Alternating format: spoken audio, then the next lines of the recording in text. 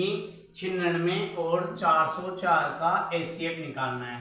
तो एचसीएफ निकालने के लिए दोनों का फैक्टराइजेशन करेंगे। फैक्टराइजेशन यानी कि अभाज्य गुणनखंड करेंगे। इसका अभाज्य गुणनखंड क्या यहाँ करना है, इसका अभाज्य गुणनखंड। अभाज्य गुणनखंड करने के लिए अभाज्य संख्याएं 2, 3, 5, 7, 11, 13, 17, 19, 23 इतनी सी आपको लाइन रखनी है। सबसे पहले देंगे 2 का भाग, 2 का देंगे इसमें डिवाइड 4 और 8 दूनी 16, फिर 2 का देंगे 2 दूनी 4 24, फिर 2 का देंगे 12, फिर 2 का देंगे 6, फिर 2 का देंगे 3 और 3 का 1 बार। ठीक है, ये इसका प्राइम फैक्टराइजेशन करना है। प्राइम फैक्टराइजेशन करने के बाद में हम दूसरी संख्या का भी प्राइम फैक्टराइजेशन करेंगे। 201, 202, फिर 2 का देंगे 101 और 101 क्या है, एक प्राइम नंबर है, इसमें किसी का भी भाग नहीं जाएगा, इसका ऐसे कैसे 1 टाइम डिवाइड कर देंगे।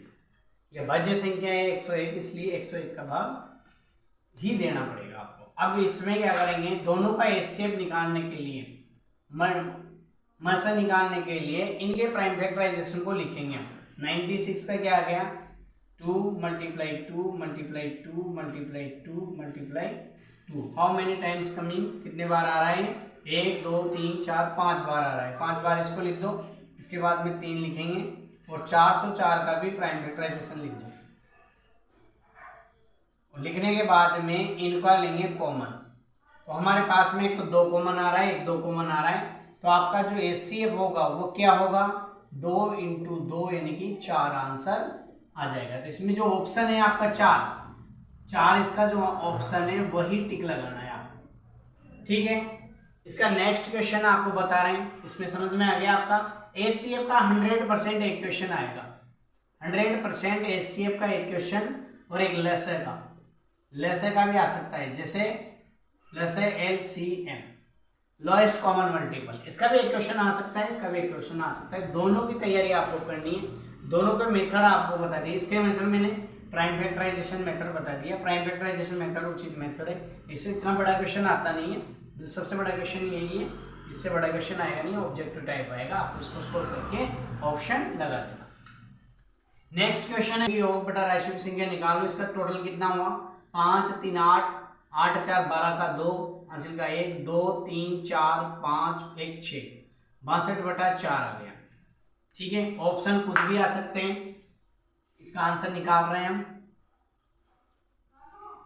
तो ये करेंगे 62 को डिवाइड करेंगे 4 से, 4 1 जा 4, 2 22, 4 5 जा 20, यानी 5 को 20, 2 बच गया, पॉइंट की 0, 5 को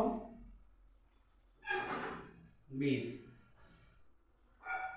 तो ये 15.4 आ रहा है, इनमें से कोई नहीं है क्योंकि सारी संख्याएं मैंने कौन सी लिखी थी, होल नंबर लिखे थे, इसमें से कोई सा आंसर नहीं है, तो नन ऑफ दिस लिख देना। हो सकता है इनके ऑप्शन में और भी आ जाए, ये 15.4 भी आ जाए, एक से ऑप्शन भी आ सकते हैं इसके, 13.4, बी 15, सी 15.4, और फिर आ सकता है लास्ट में नन ऑफ दीज भी आ सकता है, डी नन ऑफ दीज, या इनमें से कोई नहीं भी आ सकता है। तो सी ऑप्शन आपको टिक लगाना है। पहले ये क्वेश्चन हमने बना के लिखा था, इसलिए ऑप्शन में कोई भी आंसर नहीं था। ठीक है, नेक्स्ट क्वेश्चन है आपका, नेक्स्ट क्वेश्चन आपको बताने वाले हैं, कितने क्वेश्चन बताएंगे, सोल्व करने वाले हैं, जिसमें 2x + y = 6 को संतुष्ट करने वाला युग्म कौन सा होगा। इंग्लिश में लिखा हुआ होगा विच पॉइंट्स सेटिस्फाई 2x + y = 6। तो हिंदी मीडियम के हिसाब से पढ़ रहे हैं, इसलिए कौन से जो निर्देशांक है, ये निर्देशांक है आपके, है ना, तो निर्देशांक कौन से हैं जो इसको संतुष्ट करेंगे। निर्देशांक एक तो x होता है, एक होता है y, और ये कभी कभी एग्जाम में ये भी पूछ सकता है, ये तो होता है भुज और ये होती है कोटि, भुज और कोटि होती है। तो इसमें इन सभी समीकरण में, इस समीकरण के अंदर ये वाली मान, x का मान और y का मान रख के देखना है आपको। अगर 6 आ जाए तो ठीक है, नहीं तो नहीं होगा। इसमें LHS सोल्व करते हैं लेफ्ट हैंड साइड। तो यहाँ पर 2, x की वैल्यू कितनी है 1, y की वैल्यू कितनी है 2, तो 2 1 जा 2, 2 + 2 क्या आ रहा है यहाँ पे 4 आ रहा है जो 6 के बराबर नहीं है, तो ये तो हो ही नहीं सकता। फिर दूसरा रखेंगे 2, तो यहाँ पर क्या रखेंगे आप, यहाँ पे रखेंगे 2, 2 2 जा 4, 2 दूनी 4 और 4 में 2 जोड़ेंगे तो 6, तो ये किसके बराबर आ गया, 6 के बराबर आ गया, यानी कि ये सेटिस्फाइड करेंगे। अब आगे की जरूरत नहीं है आपको लिखने की, इनको रखना ही नहीं है, वैल्यू जहां आंसर आ जाए आपका सेटिस्फाइड कर रहा है तो वही आपका आंसर होगा, ये टिक लगा है।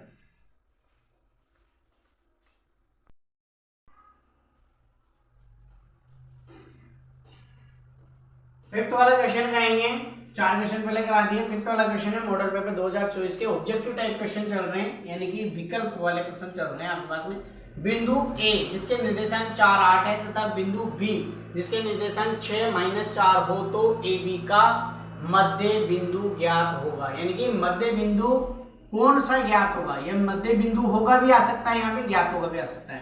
तो मध्य बिंदु कौन सा ज्ञात होगा, आपके पास में मध्य बिंदु का जो मध्य बिंदु होता है वो क्या होता है, पहले तो ये बता दूं मैं, 2 लाइन है, 2 पॉइंट है ए और बी, ए और बी 2 बिंदु है, इनके बीच में मध्य बिंदु मान लो पी है, तो इसके निर्देशांक है x और y, ये है आपका x1 y1 और इसके निर्देशांक है x2 y2।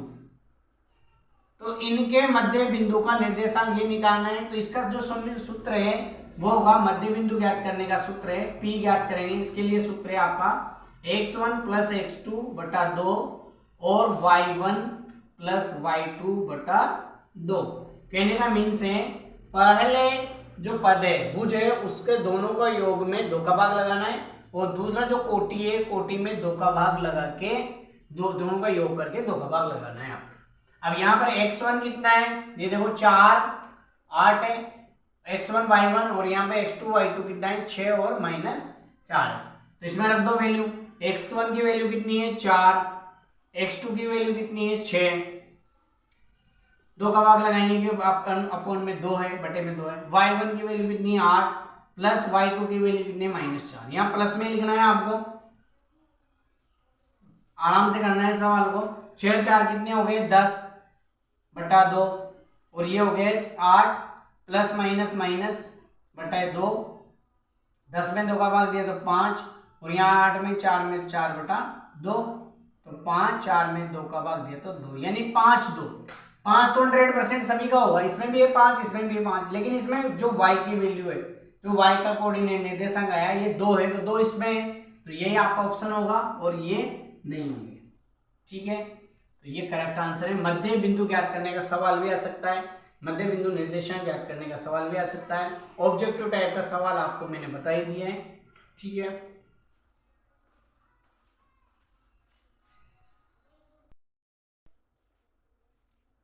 नेक्स्ट क्वेश्चन है वर्ग अंतराल 10 से 15 का वर्ग चिन्ह होगा।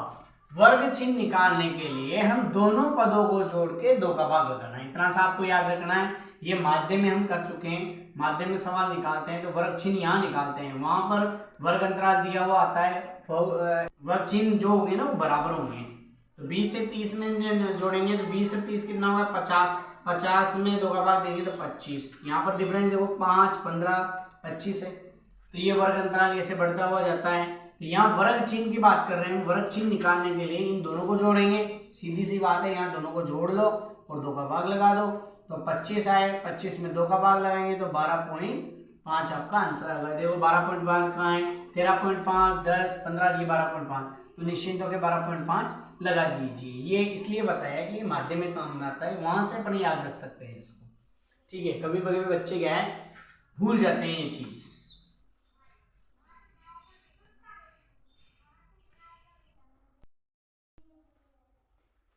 नेक्स्ट क्वेश्चन है 7वां, एक पासे को फेंकने पर अभाज्य संख्या यानी कि प्रायिकता क्या होगी। पासे को फेंकते जैसे पासा बोला उस पे अंक आ जाएंगे आपके दिमाग में और अंक आएंगे। पासा कैसा होता है, ये वाला पासा, आजकल पासे इस टाइप से चल रहा है, इसमें 1 होगा, यहाँ पर 2 होंगे, यहाँ पर 3 होंगे, ठीक है, ऐसे अंक लिखे होंगे। तो ये संख्या लिखी होगी 1 2 3 4 5 और 6 को शो करेंगे, ये डॉट है ना, 1 2 3 4 5 6 उस पर अंकित होंगे, 6 साइड होती है, तो उसको फेंकेंगे तो क्या आ सकता है, देखिए 1 भी आ सकता है, 2 भी आ सकता है, 3 भी आ सकता है, 4 भी आ सकता है, 5 भी आ सकता है, 6 भी आ सकता है। एक बारी में एक ही अंक आएगा। अब हम देख रहे हैं एक बार अभाज्य संख्या आने की प्रायिकता, इसको नोटिस करो। अभाज्य संख्या होती क्या है? 2, 3, 5, 7, 11, 13, लेकिन हमारे पास पासे में सिर्फ 2-3 ही अंक आएंगे, 2, 3, 5। तो ये कितने अंक हो गए? टोटल हो गए 3 आएंगे। 2 भी आ सकता है, 3 भी आ सकता है, 5 भी आ सकता है। 2, 3, 5 ये कोई से भी अंक आ सकते हैं हमारे पास में। तो ये टोटल अंक 3 हो गए और हमारे पास में 6 हो गए इनकी संख्याएं। तो ये घटना है 3/6 यानी कि 1/2। 3 एकम 3, 3 दूनी 6। तो 1/2 देखो कहाँ है? 1/6 6, 1/3 तो ये रहा 1/2 आपका आंसर होगा। ये पासे को फेंकने वाले, पासे से संबंधित और प्रश्न भी आ सकते हैं आपके पास में। पासे से संबंधित और प्रश्न भी हमारे पास में आ सकते हैं, जैसे सम संख्या होने की प्रायिकता भी आ सकती है। तो 1, 2, 3, 4, 5, 6 सम कौन से हैं? तो 2 है, 4 है, 6 है।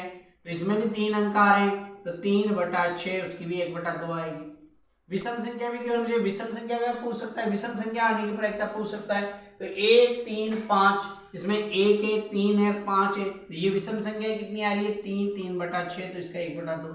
सम संख्या है, विषम संख्या और अभाज्य संख्या सभी की प्रायिकता 1/2 आएगी। सम संख्या, विषम संख्या और अभाज्य संख्या सभी की प्रायिकता 1/2 आपकी इसमें आएगी।